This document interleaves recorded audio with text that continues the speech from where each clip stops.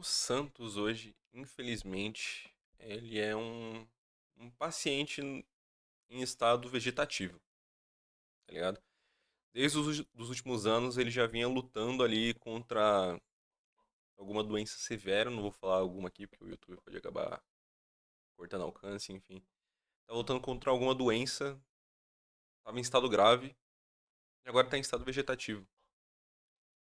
E o Santos ele tem mais alguns meses para decidir se ele vai tirar os aparelhos da tomada e dar adeus ou se ele vai decidir fazer alguma coisa, alguma recuperação milagrosa para voltar a si e quem sabe um dia sair da cama, sair da UTI e poder voltar a viver uma vida normal. Esse é o Santos hoje.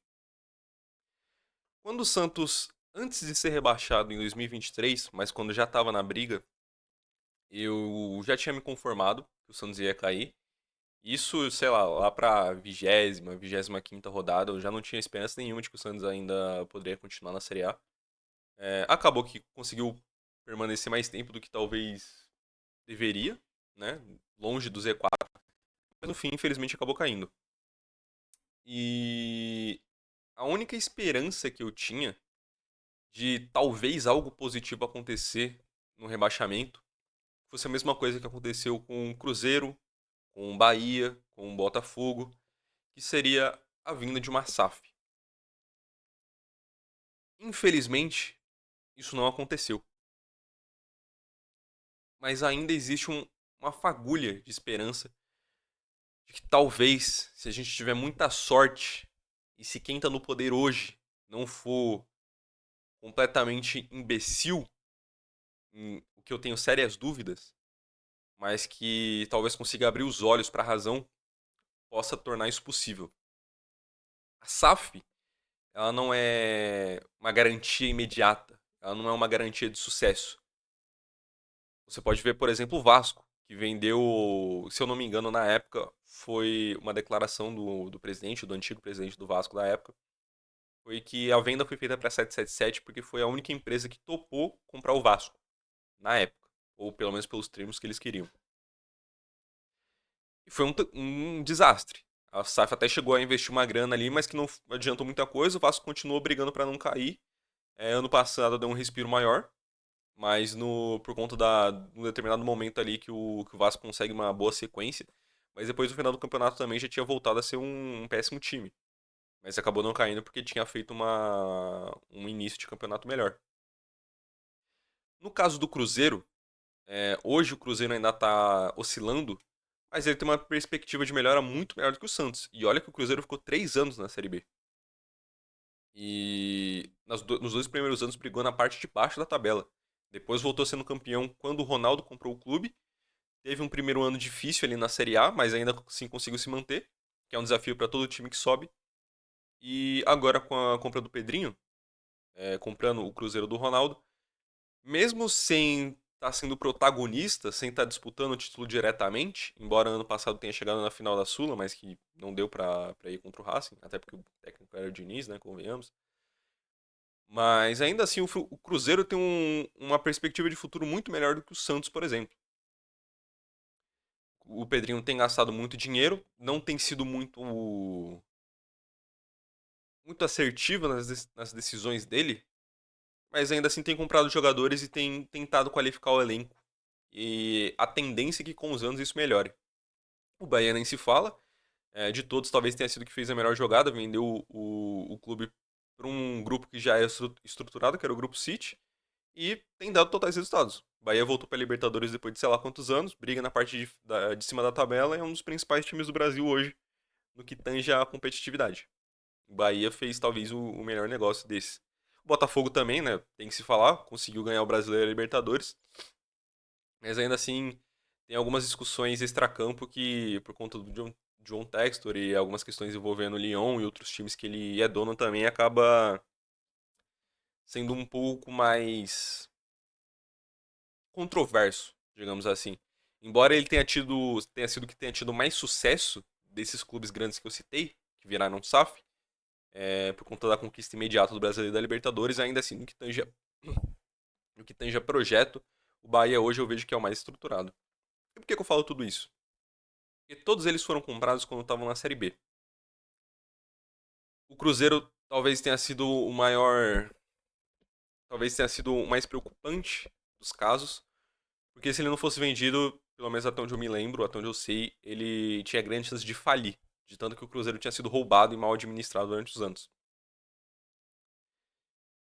E o Santos, ele talvez não esteja numa iminência de perigo tão grande quanto era o Cruzeiro da época, mas hoje ele ainda assim não tem perspectiva nenhuma de futuro.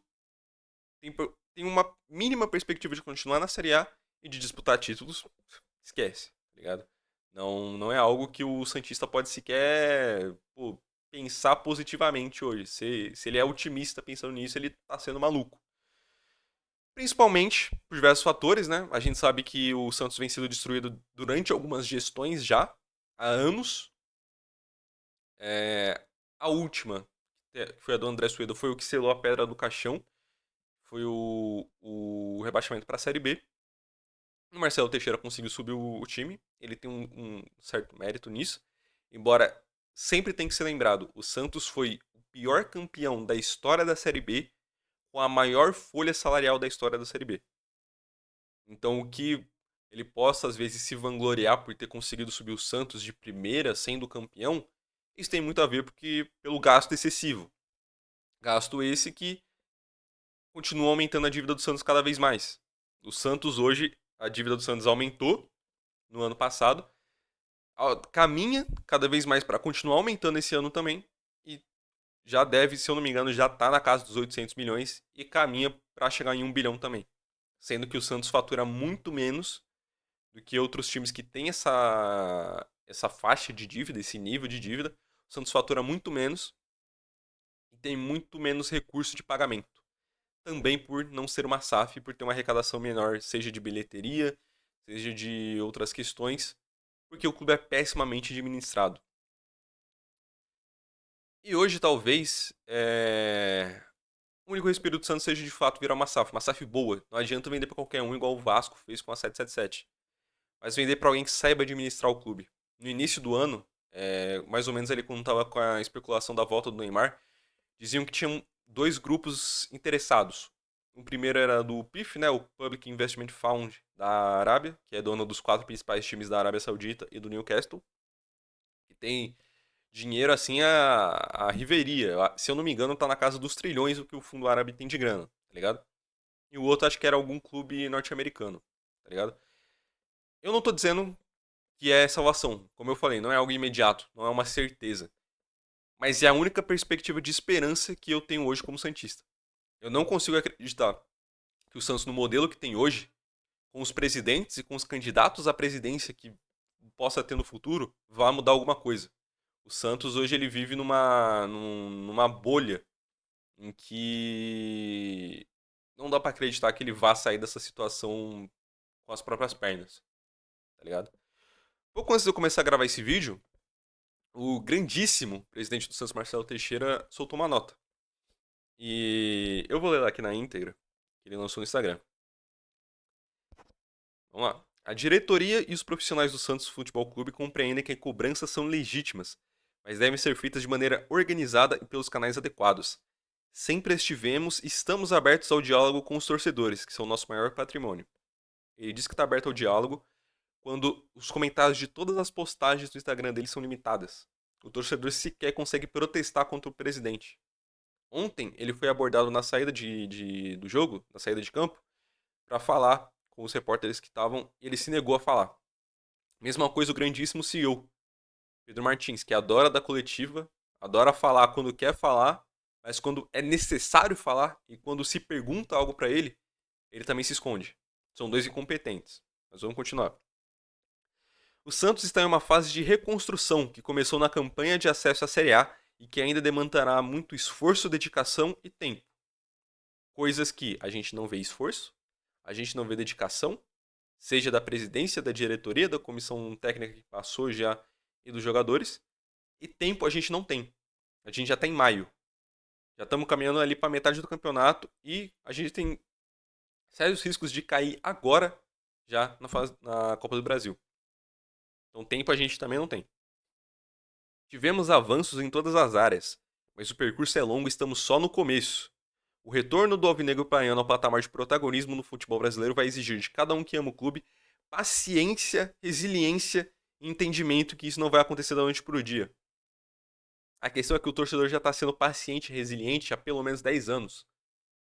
Desde perder Copa do Brasil pro Palmeiras, de ficar sendo vice de campeonato brasileiro, de perder Libertadores, de ver o time brigando 3 anos para não cair no Campeonato Paulista e no Campeonato Brasileiro. E acabar, infelizmente, tendo que ver o time sendo rebaixado no ano do Brasileirão Rei. Pouco tempo depois de perder o maior ídolo da sua história. O Santista teve paciência em 2023, quando o time, mesmo nas rodadas finais, no segundo turno da série, do campeonato de 2023, teve corredor de fogo apoiando aquele time que era horroroso, com técnicos péssimos que passaram. Tinha corredor de fogo apoiando, e não adiantou de nada, porque caiu.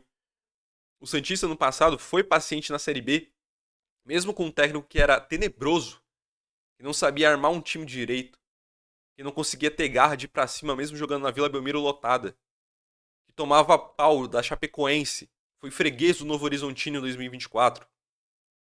Foi ridículo em campo, sendo vaiado num jogo do título contra o CRB, merecidamente, porque era porco em campo. Era tosco ver aquele time em campo.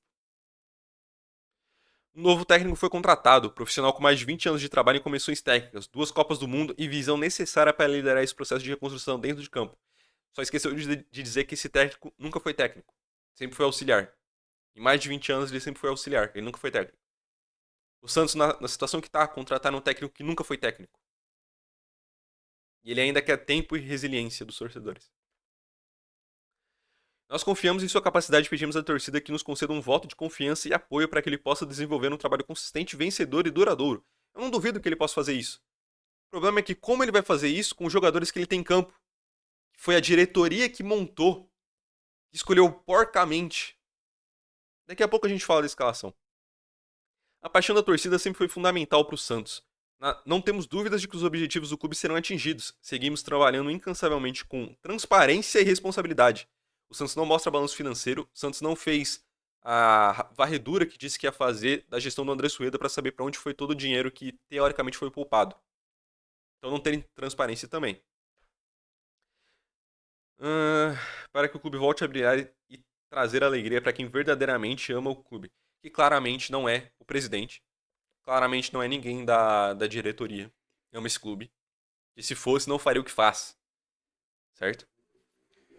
E aí, como eu disse, eu não duvido que o Kleber Xavier possa ser um bom técnico. Ele foi auxiliar 20 anos.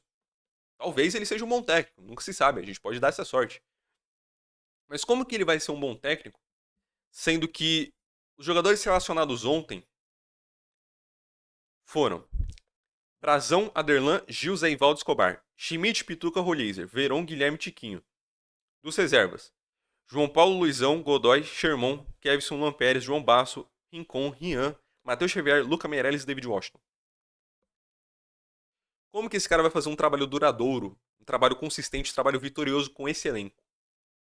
Culpa da diretoria que montou.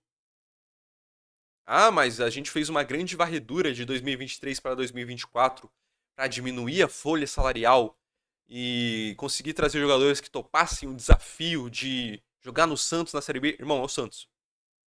Pode estar na Série B, é o Santos.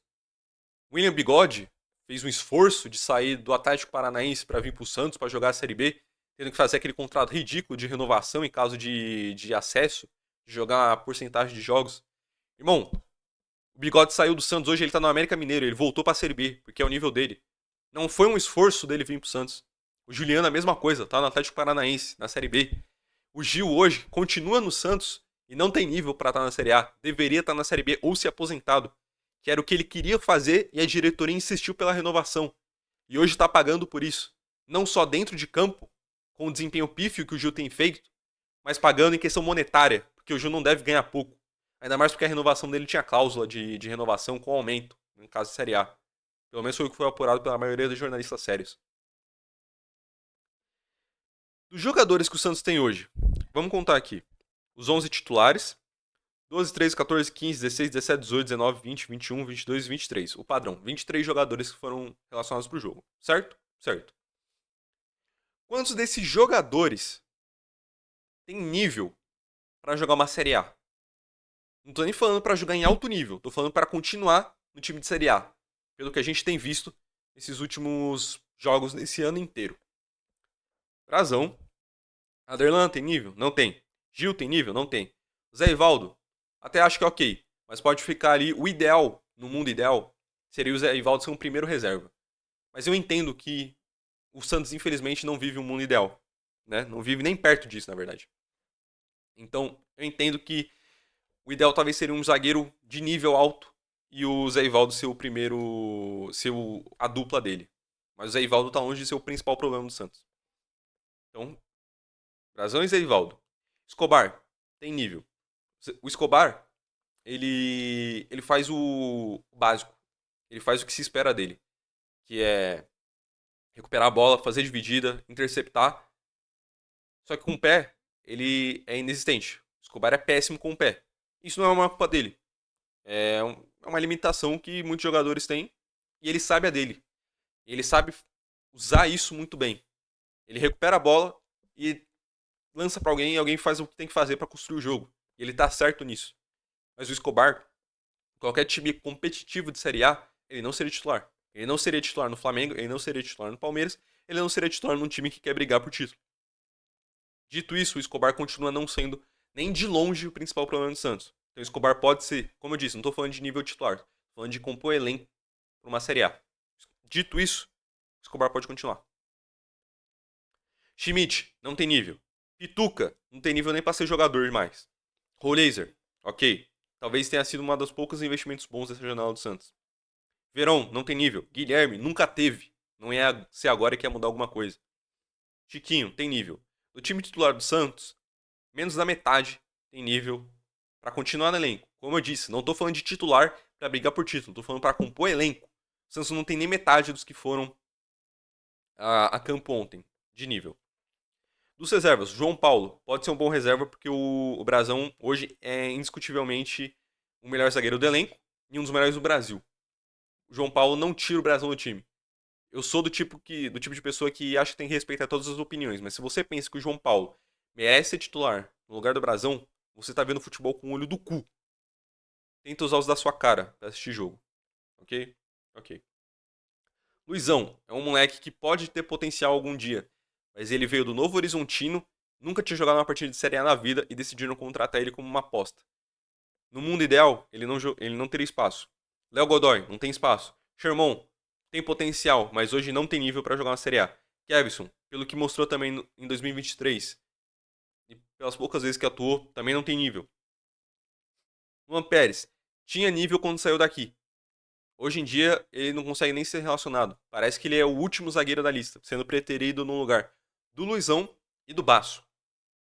Então, não sei. O Luan Pérez do mundo ideal teria nível. O de hoje, eu não sei. Porque quando entrou, não fez nada e é preterido, então deve treinar mal também. Então, pode-se cogitar que o Luan Pérez não tem nível para estar. João Basso, não tem nível.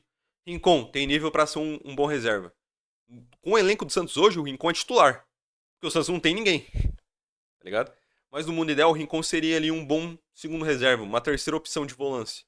Pela idade, principalmente. Porque já não tem a capacidade que um dia teve. Mas ele ainda tem capacidade de compor elenco. Então ele é o sétimo. Ian é um moleque da base, muito cedo para falar ainda que ele tem nível para isso. Então, vamos deixar de lado. Matheus Xavier entrou bem ontem, mas é um moleque que não tá pronto ainda e que ainda precisa amadurecer muito. Não tem nível para compor um elenco assim, não porque ele não possa vir a ter, mas porque ele sequer teve oportunidade de mostrar ainda. Então, não dá para considerar ele nisso. Luca Meirelles tem um potencial gigante, mas é a mesma coisa do Matheus Xavier. O David Washington também mostrou muito potencial, não conseguiu render tanto assim no Chelsea a ponto de ser titular, a ponto de render muito num time de primeira divisão lá na Europa, mas voltou pra cá e tem potencial também. Mas eu acho que nesse elenco do Santos hoje, pelo que ele já mostrou um pouco antes, eu acho que ele possa compor um elenco também.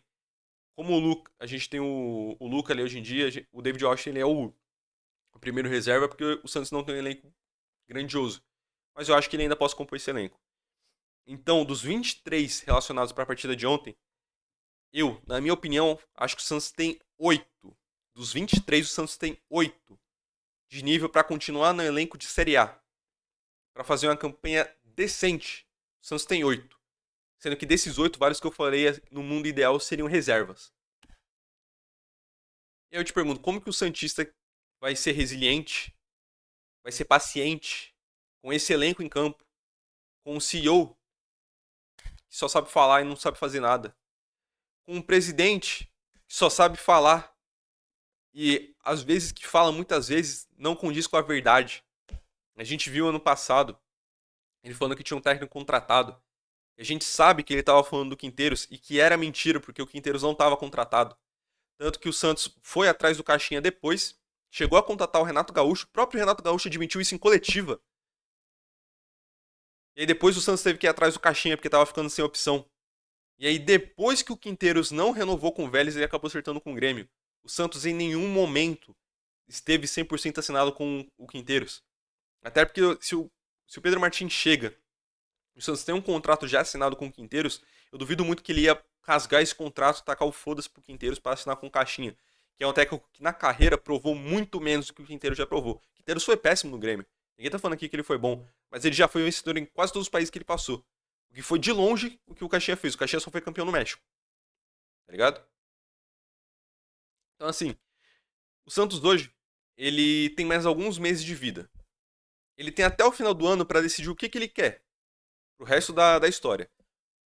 Ou ele pode virar uma SAF que seja vendida para um grupo bom, para investidores bons que tenham competência, que tenham experiência ou que tenham ambição de poder transformar esse clube em ser grande de novo e voltar a ser competitivo.